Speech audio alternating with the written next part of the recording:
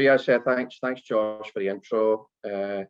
Today I'll talk about AI for product design, as Josh mentioned, and I guess what I'm going to try and do is, rather than just jumping into how we see it within Future Anthem and what we do, I guess I'm going to try and give a bit of an overview of how we think the industry's gone in general, and the data industry specifically with respect to product design.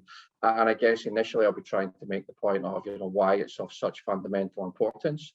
And actually, another key point I'll try and make is why we think that it's what digital businesses, or the best digital businesses, have kind of always done. And then we'll move on, and I'll talk a little bit about what we do at Anthem. So I won't spend too much time talking about us, because I think it's much more about the content for today.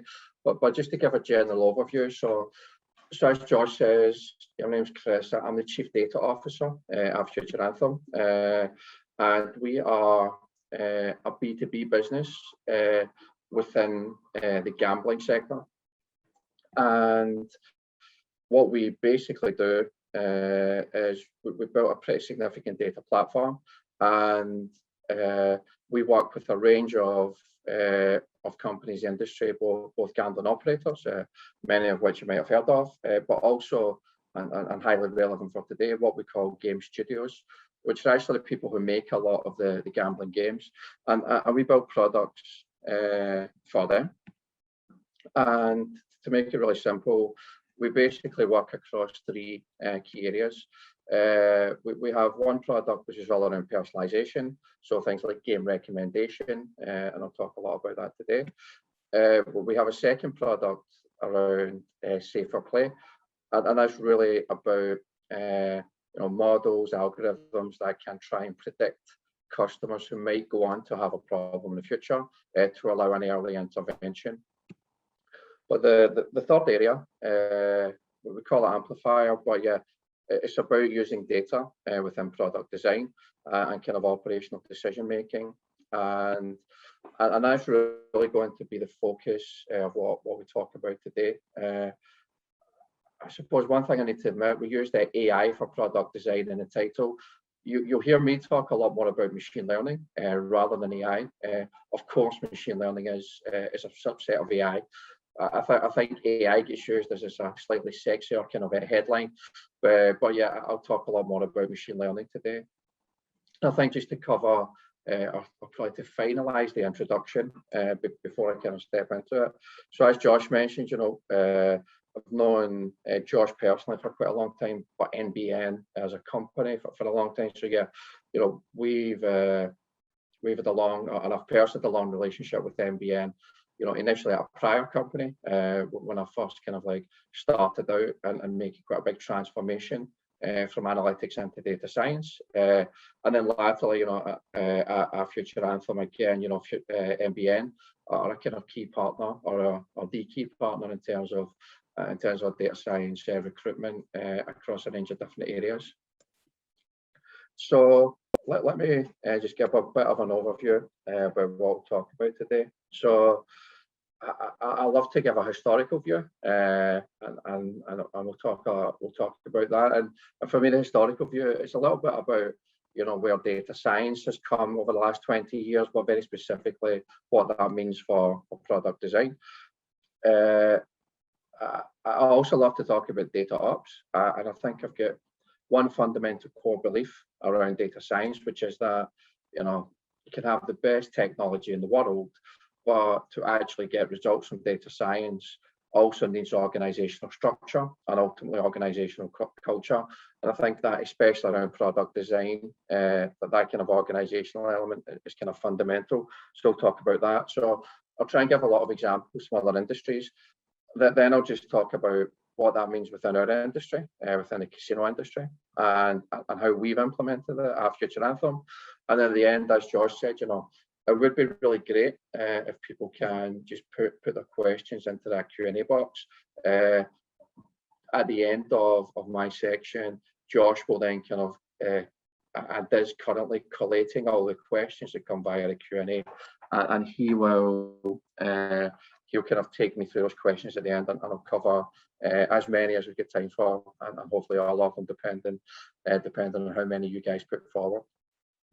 Okay, so I think if anybody is playing webinar bingo, then obviously, you know, we need to have a nice inspirational quote and a famous quote within each presentation. But, you know, so, you know, how I want to start off today is thinking a little bit about history. And you know, and Josh mentioned a year there, you know, we often think about, you know, the history of data science as being almost something that's only been with us since, you know, 2015, 2014, 2013. But in a commercial sense, it does go back, you know, slightly longer than that. Not massively longer, but definitely slightly longer. And I guess, you know, this might be kind of like slightly controversial, but when I think about the history of data science, I think you can almost crystallize it into two core areas in terms of where data science and the commercial sector kind of came from. You know, to my mind, the first one is search. You know, I think we wouldn't have all these data scientists today if it wasn't for search engines. You know, there was a rat race in the 90s between, you know, a number of tech companies on search. Google obviously won and became the behemoth that they are today. But I think, you know, that development of search around the kind of 1990s and the real kind of like acceleration of, you know, search algorithms in the early 2000s, to my mind, is really what drove a lot of the kind of like first phase of data science. And I think then, you know, as a lot of data science resource started to come out of universities and into commercial organizations via search, you know, to my mind, the next big thing and the next big thing that really took us forward as an industry, and we're still talking, you know, early 2000s here, is basically recommendation.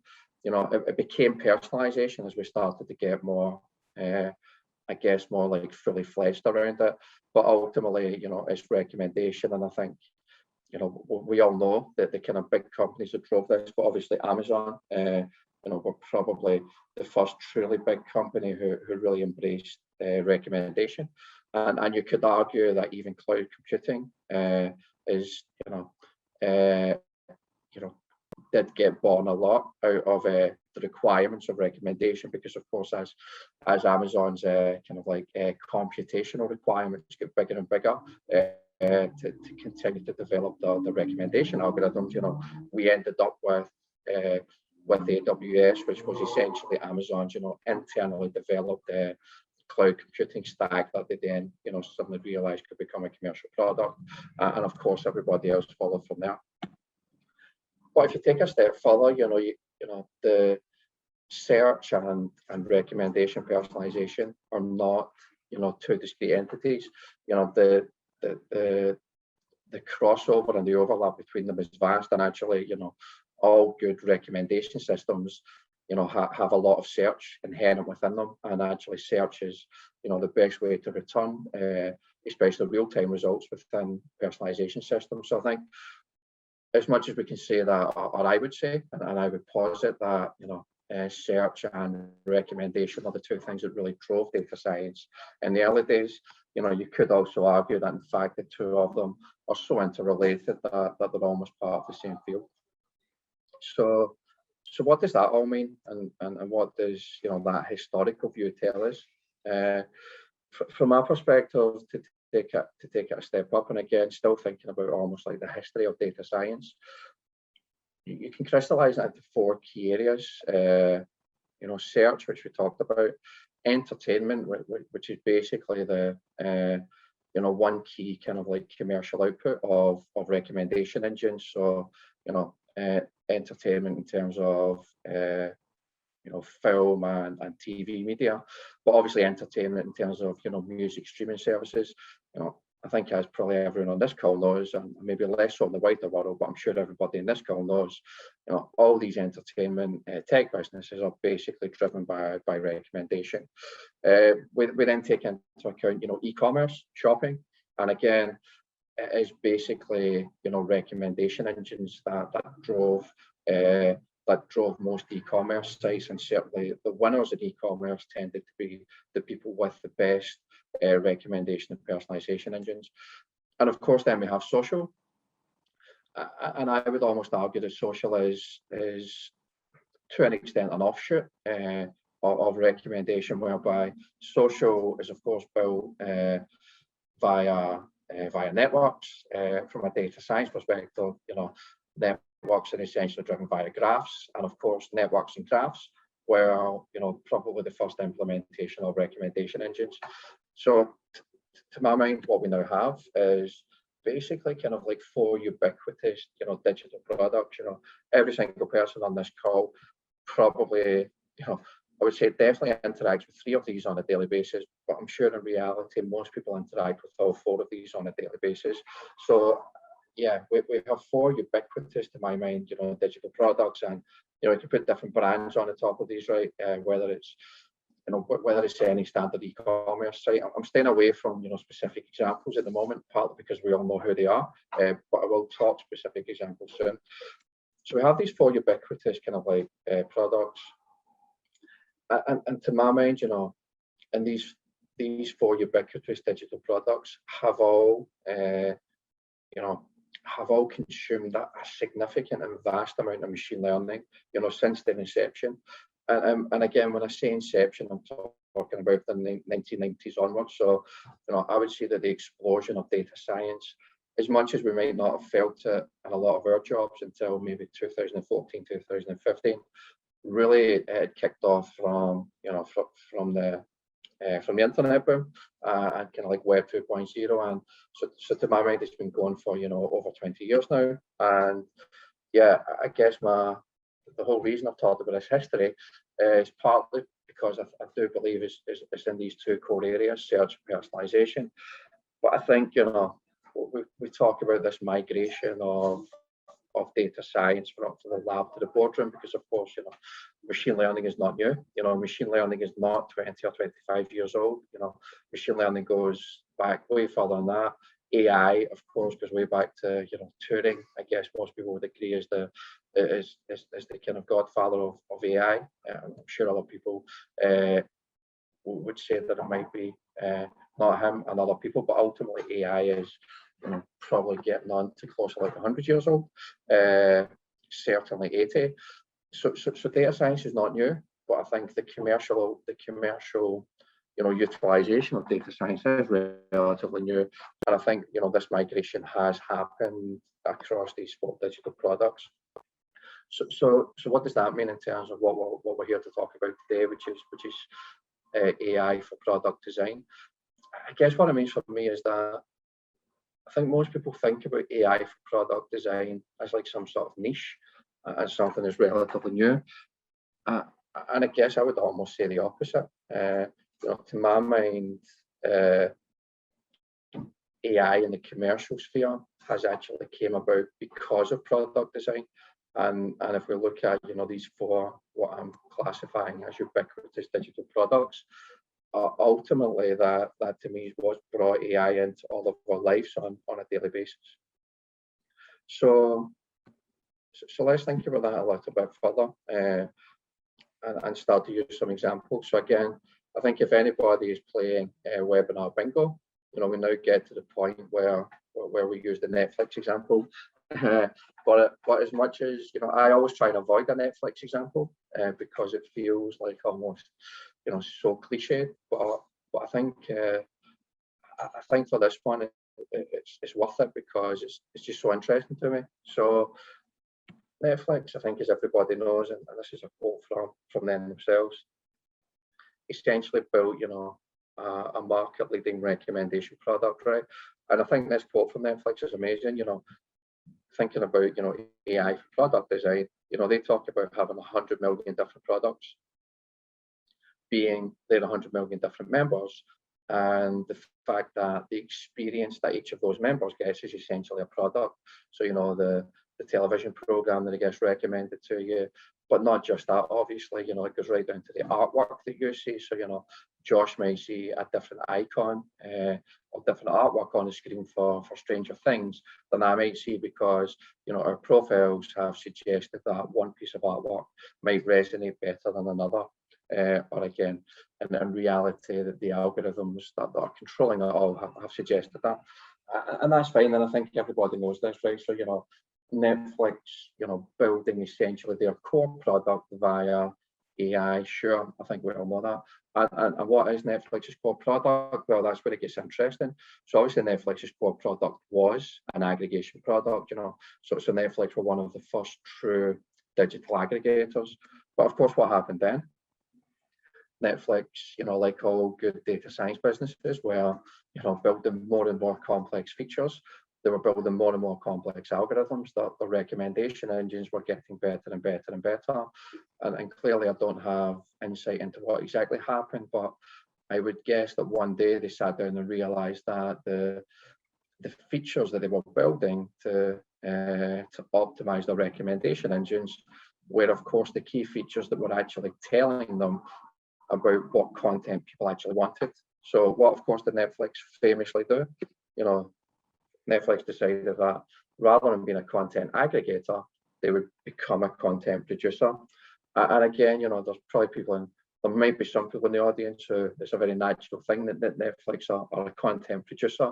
But of course, for those of us who are slightly older, this was one of the biggest kind of like shifts that any company has ever made. It was a seismic thing for Netflix to suddenly be taking on, the big Hollywood studios and the big American TV corporations essentially at their own game. And again, if we take a step back and think about what we're talking about today, to me, this was almost like the zenith of AI for product design, where Netflix realized that whereas their product before was a personalized experience, they just took it to the next natural step and said, well, we can create better content than anybody else, because our algorithms are telling us what each individual user wants in their content. So yeah, I think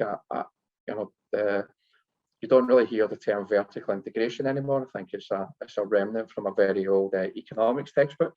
But in the digital world, I think this was a classic example of like vertical integration by Netflix. So we kind of got through the Netflix example, and again, for me, really building a case that AI for product design is not something that's new, but is actually the thing that has brought AI to the kind of mainstream. And I think, again, bring it up to the present day, and we'll go back to history in a second, but bring it up to the present day, there was quite a significant piece of research done by the Boston Consulting Group this year, and it was around data-driven design and essentially data-driven product design, but not within the digital world. This was about manufacturing and physical companies, and the conclusion of the research, and you can see the quote here, is essentially that manufacturing is on the cusp of really going through a revolution into data-driven design, but that many companies are ultimately not yet equipped for it. And I think I would argue that that's not just a technology issue, it's a culture issue, because is the business kind of set up to deliver product-driven or data-driven product design? Probably not today for a manufacturing business, given that probably most digital businesses, you would argue, might not yet be set up for it either. And that leads us to a question, right? Is your business set up to deliver data-driven design, and what might that mean? Probably one of my real pet subjects over the last few years, and where we start to get into a little bit of data ops or data operations, which something I'm very passionate about, and probably isn't a term that's used that much, but I think data ops to me is simply, all organizations generate a lot of data. All organizations, want to deliver different personalized experiences, better customer experiences, but how do you get all your individual teams working together to do that? And it's a really high level definition, but that's how I think about data ops. So, we used a Netflix example, so it would now only be fair to talk about Spotify as well, right? and another one for the webinar bingo for anybody who's still playing. So I'm not sure if everyone's aware of this. So, many businesses have organised themselves in a structure where they have tribes and squads, and some of you might really take it to the level and have chapters and guilds. And again, this is still thinking about history. So even if you're currently working this way, you might not be aware that this was popularized by Spotify way back in 2012.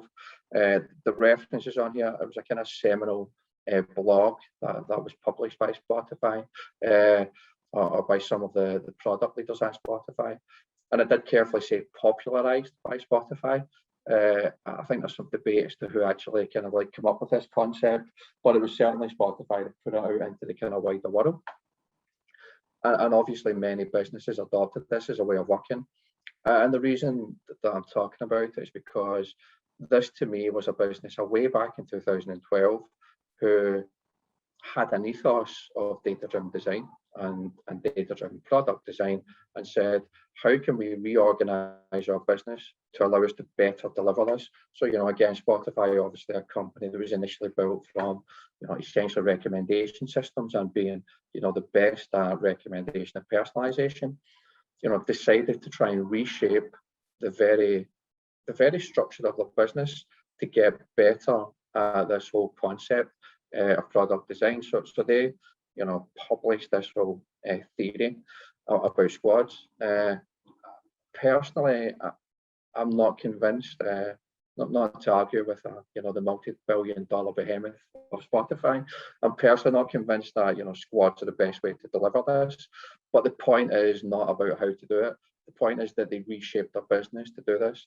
So some overarching kind of theme here would be, if you have a lot of data, and if you do want to deliver, product-led design and data-driven design, you need to look at all the different components of your business that go from data ingestion through to, how you interact with your customers. And you really need to have worked out all those different steps on the way, which is what Spotify, tried to do with this structure. There were some good articles from the Spotify product leaders a few years beyond this about how they've evolved this strategy, but I think a lot of businesses missed that and have stuck with the approach that we have on the screen here. But again, I think it's really important to me to understand this history. And again, this is 2012, where most businesses still hadn't heard of data science, and you had these big tech businesses who, not only have been delivering on data science for a long time, but we're already in a change in a kind of change field, and we're starting to reshape the business structure to try and deliver better within these areas. So all the things I've talked about so far are very much in the digital domain, and I guess that can lead to a kind of question of, okay, but that's fine for a digital business, but what does that mean for an environment where you've got real life things, right?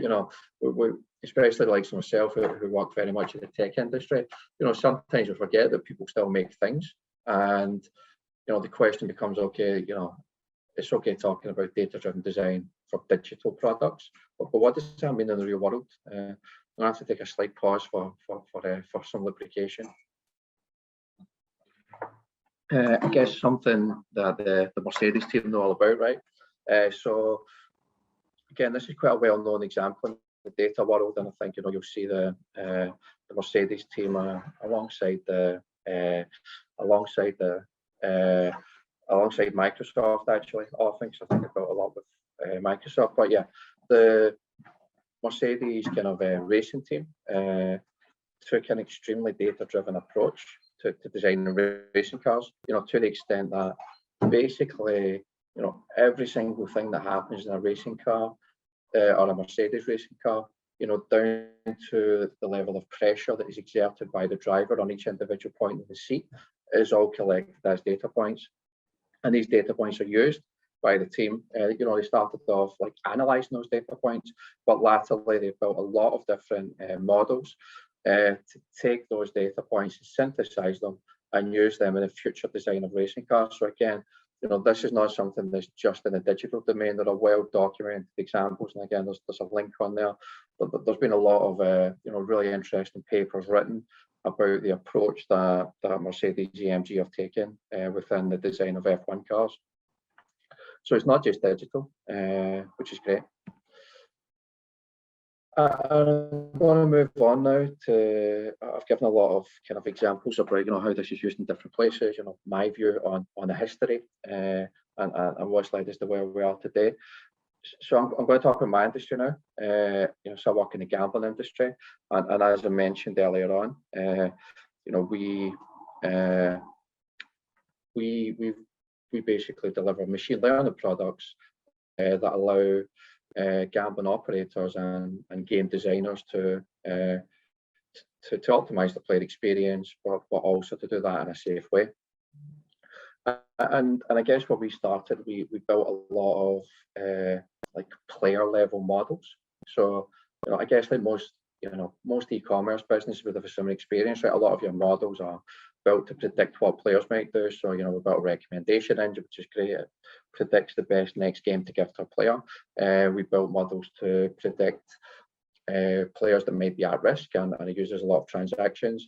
And we built a lot of different experience models to understand, what happens at different points of a player journey. And that's great. And, everybody tells you that data science, should be very personalized, and that's all great.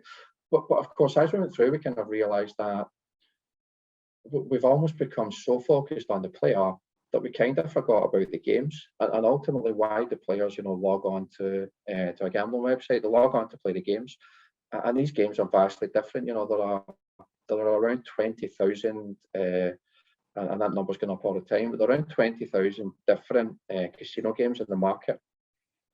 And we realised that we've become almost so focused on the player that we kind of forgot about, well, all these 20,000 games are different, and they've all got different aspects and unique aspects, and there are different designers that have got, they're different, like design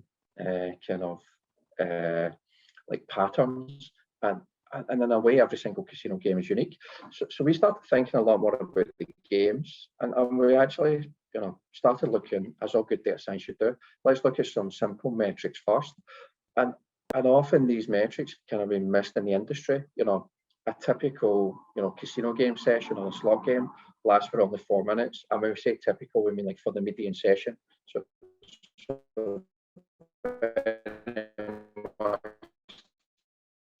typical player,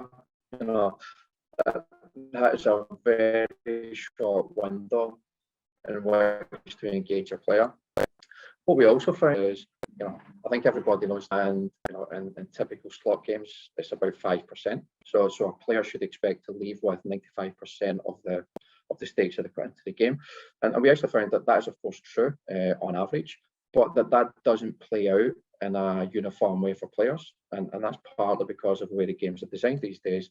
And we actually found that a majority of players are having an experience that is much less than the average, and statistically that all makes sense, but it doesn't make sense from a player experience perspective.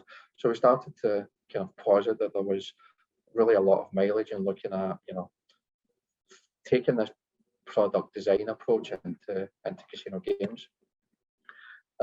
And just to go a bit deeper on those stats, again, we're looking at typical experience. So, half of players play less than 3 games, so that they've actually got a very limited experience.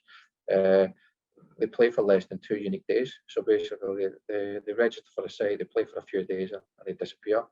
And most of them, they have less than like 50 spins, and 50 spins is a very small amount of experience on a casino game. So we basically identified the majority of players have got a very kind of like tangential experience of these games.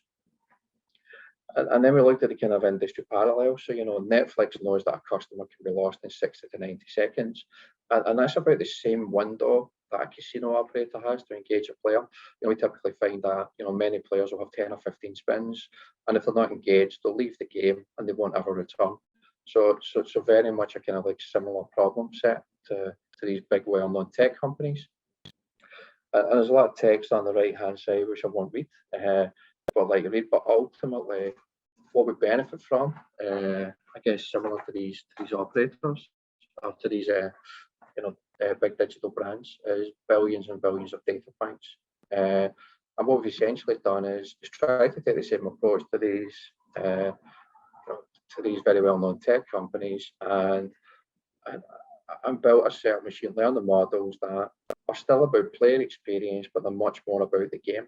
So as to try and answer the question of, what game should we design, and this is our kind of like, I guess, this is our use of this product design methodology. We say, okay, we've ingested billions of data points, and like every good kind of like big data company, to normalize it, enhance it, enrich it. And what we've built is a number of machine learning models across different components of games and players. And what we essentially end up with are these things, and we kind of call them game recipes. And what they basically are design objectives. So it's really important to say that we don't come along and say, this is what your product should be. But we come along and say, based on your player behaviors and based on our models, here are the design objectives for your products. So it still leaves a lot of the artistic and creativity with designers, but based on the games, based on the behaviors that we see from players, we essentially kind of like come up with a set of target components. And I guess the way that we think about it is, it's a similar approach to what the Mercedes team are going through. We're synthesizing these billions of data points to come up with the design objectives for the next game, or in their example, the next racing car. So that's, I guess that's what we've done. I don't do much PR, but we will publish a white paper on this subject across the next month or so. So please look out for that. And I guess how we think about the future is that, I talked about the fact that we've got 3 products, personalised, safer play, and now Amplifier, which is all about data-driven design. And I guess most people can see where we may be going with this. It feels like in the future we won't need to have 3 products, because if you take personalisation, which is about the right game for the right player at the right time, and safer play, which is about predicting whether a player may have a problem, making an intervention, and then this concept of game design. You could argue that you just push them all together, because a personalised experience should also be a safe experience. The next game that a player wants to play should be the next game that we design for them. And I can see a world where we just have almost a single customer experience with all these different facets feeding into it. And that's just not for future Anthem. I think many kind of like data science businesses will go the same way. So I think that's all of the things that I was going to run through today. I think thanks very much for everyone's time. I think the next step is the Q&A. I think I'll just summarise at the end. And I guess my key summary is, AI for product design is not a niche. It's actually the reason that we've all got AI in our lives, every single day today. Because I think AI for product design is what, the most well-known tech companies were doing way back in the day: Google, Netflix, Spotify, Amazon. And I think it's what has brought, machine learning into our day-to-day lives. And I think that's why we put so much focus on it, because it feels like the next phase of the market, I think, will be less about individual products that I've talked about today, like everyone having a recommendation engine, and then separately having a player experience model, and then separately having maybe a design model. I think in the future, all these things will come together, and it'll be a personalized player experience that encompasses, recommendation and product design, all under one roof. So I think thanks very much. I know there's going to be a Q&A, so I'll be on hand to take the questions from Josh as they come through.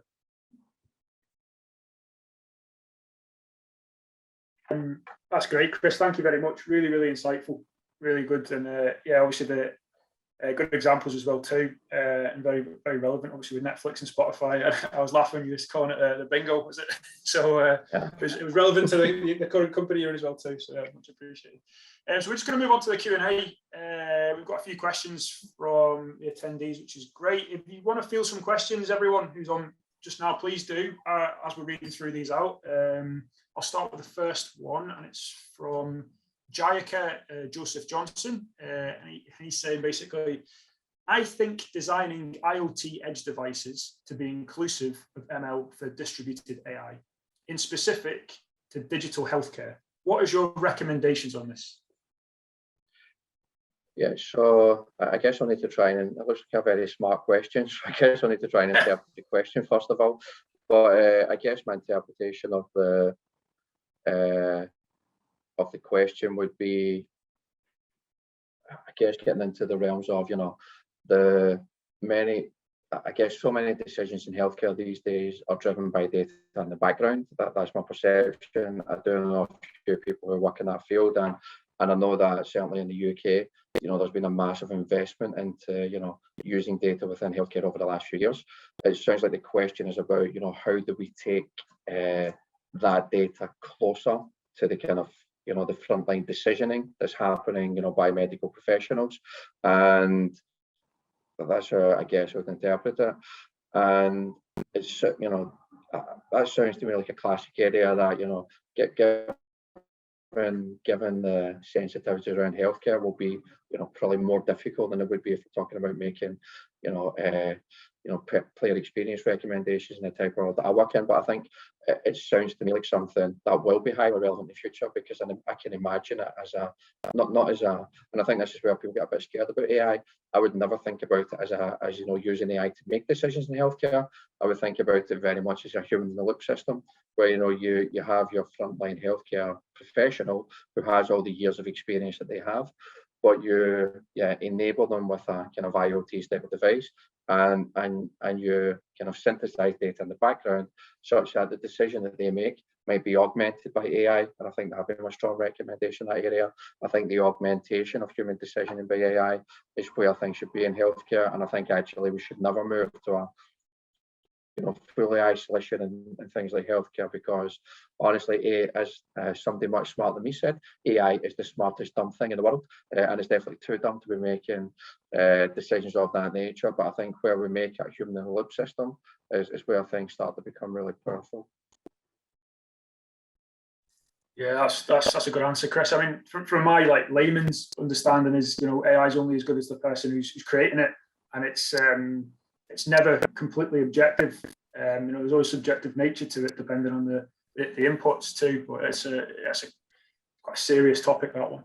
Just moving forward, so we've got an anonymous attendee, who's asked the following question: in a data mesh style approach, how do you encourage teams to spend time on data as a product when they may not directly benefit from it? And then they put, it may be other teams' products that they can make use of it. Yeah. Okay, so I think, again, probably just for the benefit of everybody, I'll try and give a 10-second explanation of data mesh, because that's a term that some people in the audience might not have come across. But I think, from our perspective, I think the kind of a data mesh is almost a natural extension of that Spotify kind of squad model that I talked about, where a lot of businesses organize themselves into squads, but then they realize that the data wasn't organized in that way. And a lot of businesses, there's a movement now, I would call it, that's talking about data mesh, which says, rather than having one central data lake with all of your data services running off that data lake, you might actually have a more distributed system where individual business units have got more autonomy across the data. It's going to be an interesting world for data governance, but there's a strong movement towards it today. I would say to the question of how to let me just clarify on the question again. I would say to the question of how to encourage teams to spend time on it that don't directly benefit from it. I guess my question would be, well, I would imagine that nearly every team should benefit from it, because if we're talking about data as a product, all business function today doesn't have data going through it. I think often the challenge is that people don't perceive the benefits for them because maybe they're too far away from it. And I think one of the things we have to do is culturally explain in an organization why data is important to everybody. So I think almost my answer to that one is you kind of need to be able to explain to them why it is important to them. And my guess is that 9 times out of 10, it will be, because otherwise, why are they part of to extend the analogy, if they're part of that mesh somewhere, then almost by definition it should be important to them. But I think, yeah, the explanation of its importance, and probably like everything, like the crystallization of this is why it's important to you, and this is why it's valuable to you, and ultimately this is how it can influence your KPIs or your OKRs. I think that's the key. The next question, again, from an anonymous attendee. Do you have A/B testing environments for the models, or do you compare results against past performance when you want to make a change in the product? Yeah, so typically A/B testing. A/B testing is a bit more difficult for us than it might be for others, only because we're a B2B. We are building models against, so we basically ingest data from clients.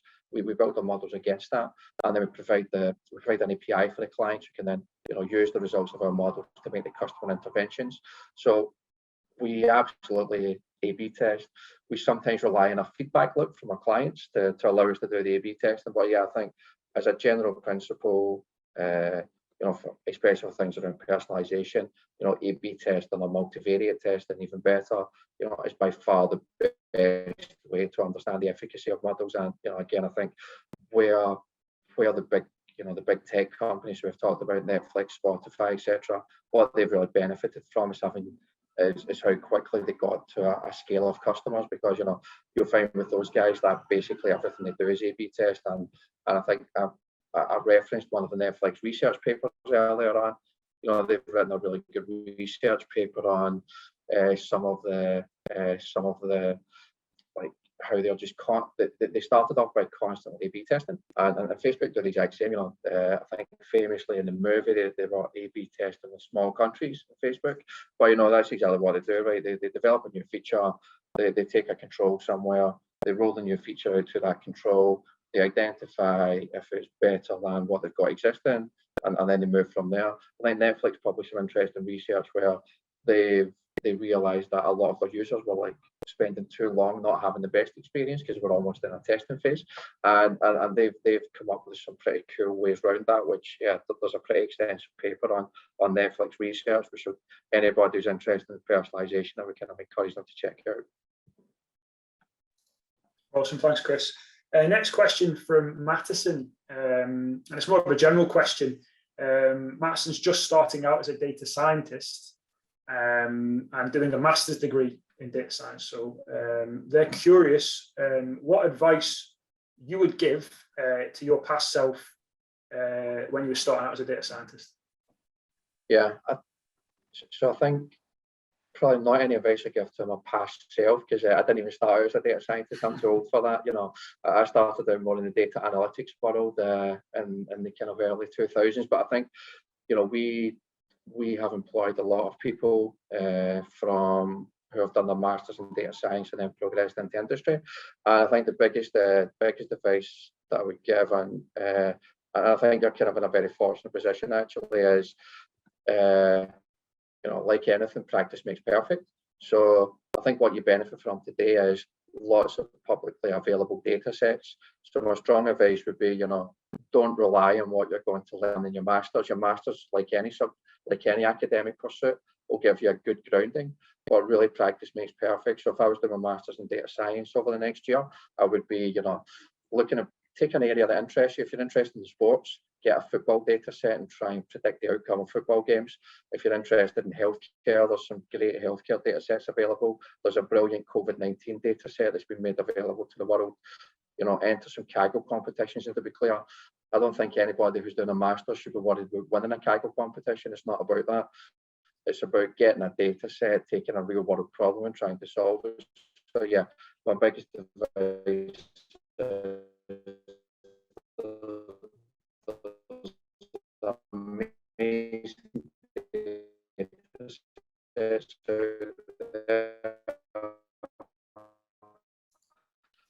get Chris, an area of interest and build some models. You build, the better you get at it. But the thing that we look out for the most is, sorry, did I cut off there? You cut off as soon as you said your biggest advice. So if you could just re-say that again, that'd be great. I'll stop my video just because it'll probably help with bandwidth. But yeah, my biggest advice would be, you know, take advantage of those publicly available data sets and just build models in your spare time. And as an employer, you know, when we see people who are coming out of the masters, as much as we look at what they might have got in their dissertation, what's much more important to us is how much they've invested time and, you know, and getting better at data science and getting better at building models. So yeah, that would be my biggest advice. That's perfect. I'll just cut off as well too in terms of video. We've got one more question from Jack. Jack says he's very interested in the Netflix example. Do you know of any other examples where AI has been used to individualize user interfaces in software? Yeah, so I'm not sure about software specifically. I mean, I would say for user interfaces in general, I would say that almost any user interface that you look at on the internet today has got will have some level of AI underneath it, because nearly any website you view today, whether it's an e-commerce website or, you know, whether it's a website just from a brand that you're using, you know, the majority, certainly of the bigger companies, you know, almost any e-commerce site you get on today will have some models running in the background with a recommendation engine. It'll be doing basket analysis, and, you know, all of the online advertising that you're getting, you know, is ultimately driven by machine learning in the background. So I would actually say that from that user perspective, you're seeing it almost every day. From the software perspective, in terms of a software interface, I'm not so sure. But yeah, that's an interesting question. Well, that's all the questions fielded from the audience so far. I've got one or two questions myself, Chris, in regards to the presentation and sort of wider topic that we're discussing. My first question for you is, apart from obviously what we've discussed in the presentation, such as, you know, the example you gave with Mercedes, what specific products do you think we can immediately benefit from with the use of AI and data-driven design right now? Is there any examples you could give us? So that's a really hard question, because I gave like my 3 best examples in the slides, and now you're making me search. Making me search for different ones. Like, this is going to sound like a bit of a cop-out, but I do think that at the point we're at the moment, you could almost apply to any product, because ultimately, you know, any product you look at in the world, the question is there some data generated about the use of that product? And the answer will be yes. And it's almost like, if there is data generated about the use of a product, then almost by definition you can apply a kind of data-driven design approach. I think the biggest blocker, and we kind of touched on it slightly in the kind of research from the Boston Consulting Group, I think the biggest blocker it's always the same for me in this area. It's not about the models. It's not about, you know, it's not about finding some competent data scientists. It's not about technology, because I think all those things exist, and, you know, there's a good supply of them these days. I do think that most of this boils down to, you know, like organizational processes and organizational culture. And I think, you know, are most organizations set up in such a way that it can take advantage of data-driven design? I would argue probably not. And I think especially for non-digital businesses, you know, are the product design team anywhere close to the data team? You know, do they even know who each other are? You know, are the manufacturing team close to the data team? And so I think that's the big one for me. It's let's focus, and I say almost like whether it's data-driven design or just how to take advantage of data science in general. I always come back to this. It's almost like you don't need to focus on the models. You need to focus on your organizational culture that will allow you to take advantage of the models. Yeah, that's perfect, Chris, and that's what I was really looking for as well too, in terms of how everyone really should be adopting this methodology at least. Do you think there's any limitations of data-driven design that you've come across through your own experience? I think there's definitely limitations. I almost wouldn't call them limitations, in the sense that I think that they are natural, but I think the best thing to say is we need to know the limitations. So, and what do I mean by that? I would never advocate, and this is again, this would go beyond data-driven design. This would just be in general. You know, we shouldn't only be using data-driven design, right, to design products. You know, it's still very important to gain, you know, real customer feedback. And I think, you know, there's many good examples of where by understanding and being able to synthesize customer feedback, it will give you, you know, a slightly different nuance to what your data will tell you. So again, I think it's like most things in data science, it's almost dangerous if you don't, if you almost get too pure around just listening to the data. You know, there's a danger that you'll go too fast. I think you always need to marry customer feedback. You should continue to do all your customer surveys and all that good stuff, but you absolutely still need to take on board, you know, experience. When we build models around data-driven design, you know, we didn't do it from a blank sheet of paper.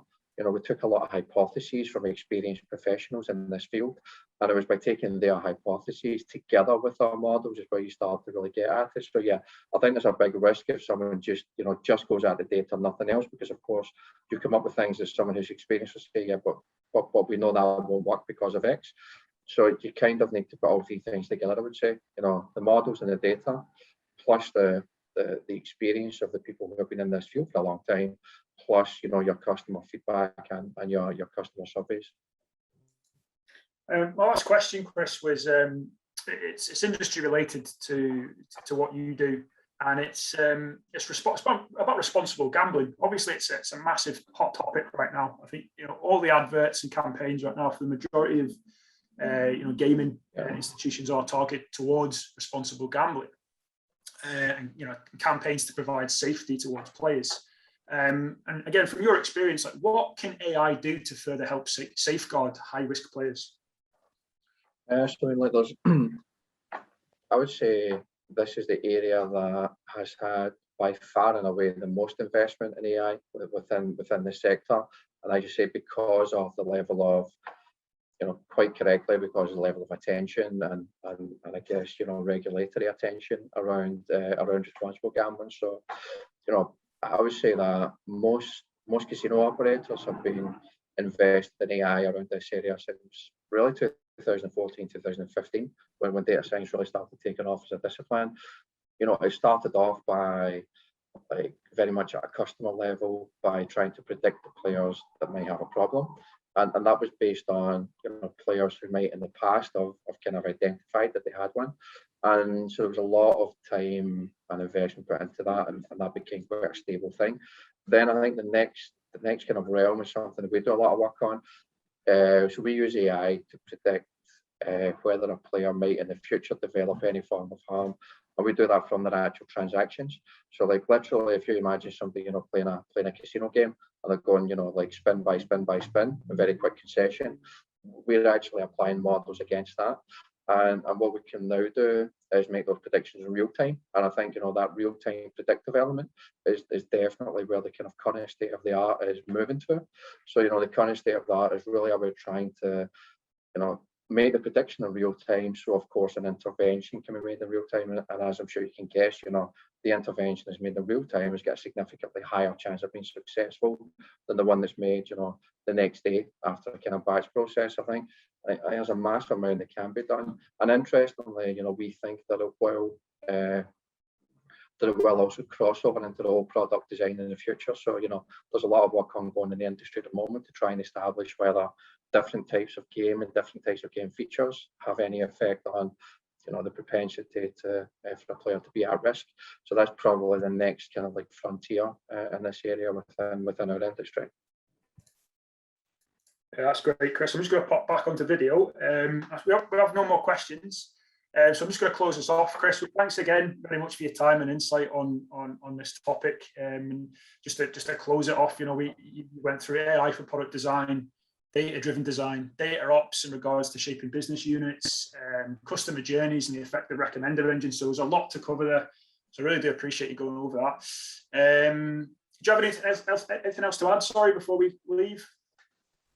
No, I think I managed to say all the things I was going to say. So no, thanks very much to MBN. Really appreciate it. You know, it's always, especially as a relatively young business like us, I think, you know, I always very much appreciate the opportunity to kind of talk to wide groups like this. So no, thanks very much to you guys.